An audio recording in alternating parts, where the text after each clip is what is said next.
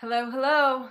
My name's Brooke Moen. I am a practitioner of Chinese medicine, and with all of this time at home and the intensity of the times, and with some encouragement from friends and patients, I've decided to offer a little free content that might be supportive of people during these crazy times. So today I'm just going to talk really briefly about three main things. One is a little bit about where we find ourselves in terms of the calendar, which is that today is a new moon and we came into a dragon moon. And so what is available to us? And the other thing I'll talk about is just generally how I would recommend people support themselves in the spring under any kind of circumstances when it comes to how to stay healthy through the seasons from a Chinese medicine perspective. And the last thing I'll touch on are some specific, simple, but powerful things you can do to support your immune system right now, which we all really need. So in terms of the dragon month, this came to be today, Tuesday, the 24th of March, and it will go until April 23rd. It's the third moon of the Chinese year, and that it's the third month. And basically, dragon is a way of saying the yang of Earth, which is a very powerful and expansive quality. Now that probably sounds really good to everyone right now because we're feeling pretty disempowered. The thing about this is that it broadens and sort of energizes what's available to us. So that can go a lot of different ways. This is the time when, in the first two moons, there was sort of the idea of coming up and out of our winter hibernation and sort of thinking about moving forward, but then feeling like that wasn't as possible. And now that is a little more possible in that we're not on shaky legs anymore. The chi that was underground, that which was hibernated, is really up and out and available right now. So big shifts as we're seeing all around us. And the key to this is really to think about what we do right now really, really matters. It mattered some in the last couple of months, but right now it matters a whole lot. And I think we're all thinking so much about that right now in terms of how we affect others by our actions. And so the advice is to really act carefully and think about something I talked about in a video I made about the year of the rat, which if you're interested in, you can buy for $10. You can go to my website or email me to hear more about that. But what I talked about essentially is that this is a year to focus really on purpose. Sort of what is the point of our relational capacity? What will we do with it? It really matters how we think about that and what we do with it. And this is the month that really kind of kicks that off. And so using the power that's available to us right now to come back to what really matters, how can I tap into my heart of generosity, and what do I control and what don't I control? There's also this element of metal dragon in a metal rat year, so it's double metal. If you think of a sword, it really cuts through, and so that's very clarifying and also has a ruthless edge to it. So right now is time to get real. Really, it's not warm and fuzzy like the fire element.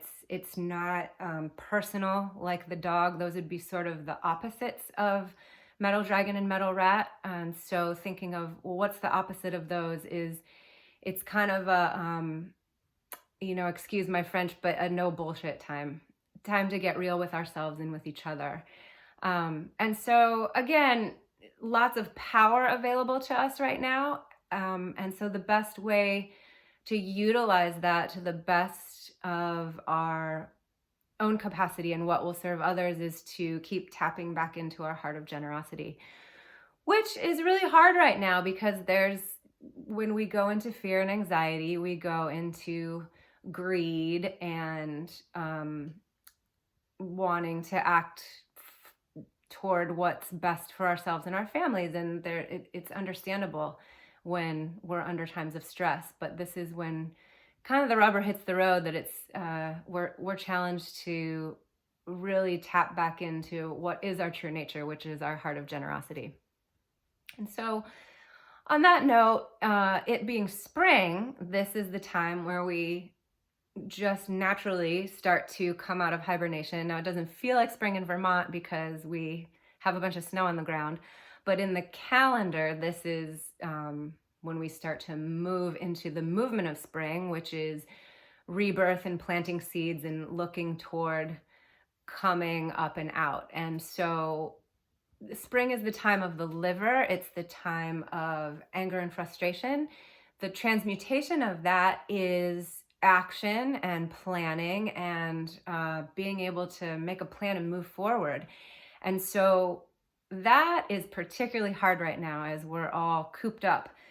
There's probably a lot of anger and frustration that is even more available than it usually is during this time of year. And so what is the remedy for that? The remedy for the liver and the remedy for what we call stagnation in Chinese medicine is always movement. You want to get your qi moving. And so obviously exercise. Now, that doesn't mean we have to do anything dramatic, like put on shorts and go run 5 miles, but it could be dance around your house every day. Doing something that you really love and brings you that feeling of relief that you get when you're all tense and angry and frustrated, and you do some sort of movement and it just releases itself without having to think too much about it. And then other supports for the liver that are nice to think about generally in the spring are how to keep things moving. So half a lemon squeezed in warm water can be a simple but powerful way to get your bile moving, get your lymph moving, make your liver happy.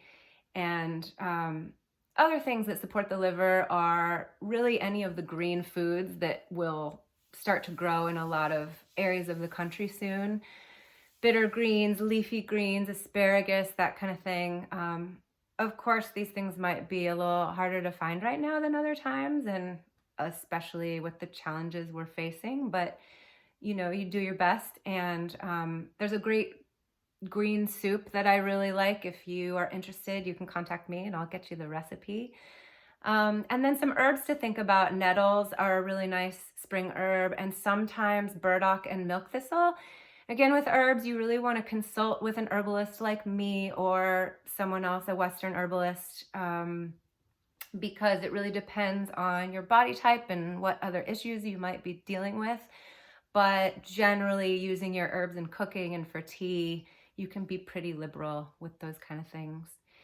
And then in terms of specifics for the immune system right now, really essential that we support our immune system. And the single best thing we can do is to check our stress. And I don't even like to say that. It's not fun for people to hear that because stress can often feel really kind of out of our control. But I think the key is that we don't need to feel that we have to make sure we have no stress. That's actually impossible. And stress on its own isn't really a problem for the body. The body is beautiful at handling it. But making sure we're as present as we can be for what's happening and have a practice for how to handle that, how to keep it in check. Whether your stress comes in the form of anxiety or exhaustion, or it takes different forms in different people, but having your tools in place right now and talking to a practitioner like me, or a therapist, or doing yoga, or there's lots and lots of ways to mitigate stress. Another really tangible thing that can be done to support the immune system is a tea that was given in China to some of the first healthcare workers when the virus first came out, or first was being identified. And that's licorice, ginger, and cinnamon tea. So you can get 1 to 2 licorice roots, a nub of ginger, about 1 to 2 square inches. Make sure you peel it. And then 1 to 2 cinnamon sticks. Put that in a pot, cover it with a couple cups of water. Bring that to a boil and then simmer it covered for about 15 to 20 minutes. And then you can drink that tea, and you can continue to steep that and drink it all day, every day. Most constitutions will do just fine with that. If you do have high blood pressure, you might want to talk to me or someone about being a little cautious with licorice.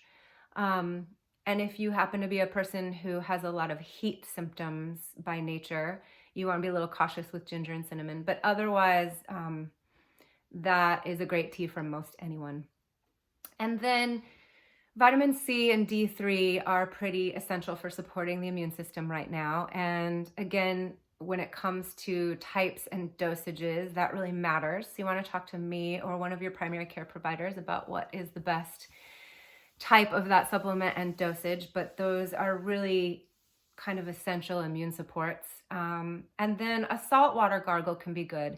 Now you can do this every day as a viral prevention, or if you get any kind of slight tickle in the throat, you can do it then. It's kind of up to you. And then I thought about what are some kind of no-nos for the immune system. And one thing you may have heard about is having some caution around both elderberry and NSAIDs, non-steroidal anti-inflammatory drugs like ibuprofen. I'm sure there's some Western herbalists that would tell me, don't even worry about elderberry, it's fine, and like a little ibuprofen here and there is okay. But there is some preliminary evidence that with this particular COVID-19 virus, elderberry and NSAIDs aren't particularly great and could be dangerous because they induce a cytokine response. Cytokines are normally really important chemical messengers in the immune system and for immune system regulation. But in this case, they can basically promote excess inflammation, which can be dangerous to the lungs and dangerous to the body when it's dealing with this virus. So my recommendation would be, if you're taking elderberry as a preventative, that's fine, don't worry about it. If you're taking the occasional ibuprofen, no problem. But if you get any kind of cough or fever or any hint of a symptom of the COVID-19 virus, then I would stop those things, stick to some other immune supports and Tylenol and acetaminophen instead. And, again, check with your own practitioners, with me, with your primary care provider, to really get clear about your own body and symptoms and what's best for it. So I hope you enjoyed this. I hope it was helpful. If you have questions, I love to hear from you. My email address is Brooke Moen, BROOKEMOEN @gmail.com. My website is brookemoenacupuncture.com. If there is more content you're interested in, please let me know. I am happy to be supportive of all of us during this challenging time. And I wish you much health and sanity and staying safe and staying home. Okay, take care.